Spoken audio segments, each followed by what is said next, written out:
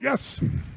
One of the things I wanted to ask you, like on the first day, is you said, like to my friend over here, you got to lead your people. You got to learn enough about the job that you hate and then lead them. And what I wanted to ask you is, well, being sort of on the front lines of things, how do you actually, or what are your ideas on leadership? And you gave some examples today. Like, for example, you sort of come up with a plan and then you ask the questions. So that's one strategy. That's only one part, yes. I was wondering if you could share maybe 2 or 3 more. Sure, I'll be happy to. My number one belief about leadership is you're a servant.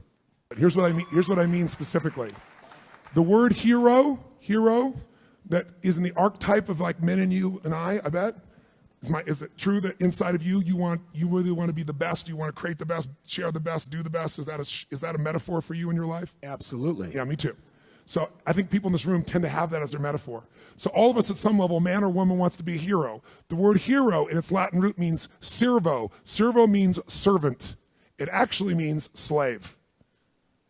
The hero, why they're the hero, is become the ultimate servant to something larger than themselves, people and so forth.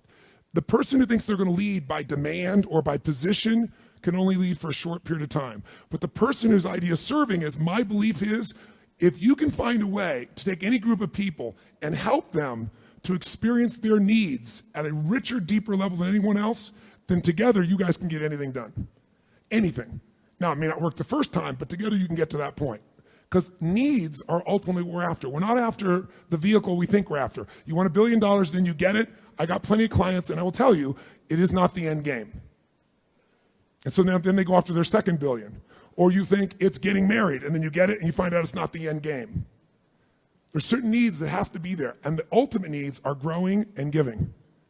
Because you only can feel so good filled up by yourself. So my core belief is, I got to serve. If I serve, I can lead. Because I believe motive does matter. If my motive is just to get you to do something for me, there's a certain amount of power that I can get to do that if I strategize, if I think, if I feel, and also if it serves a greater good, even if I don't intend it. If the bumblebee goes to try to get the nectar it wants, its selfish goal, I believe there's a higher power that guides it all. And when that bumblebee goes, it doesn't intend to give anything but pollen sticks to its legs. As it goes about trying to get what it wants, that's how flowers are created. I really believe that everything has a web of connection. If your intent is to serve yourself, you're still going to serve something more than yourself, and you're going to get a certain amount of insight. If your intent and your motive is to serve something, yourself, but also something more, just your kids, then I believe you get a different level of insight. And because you're serving more of what serves life. It's not just me. It's me and my family.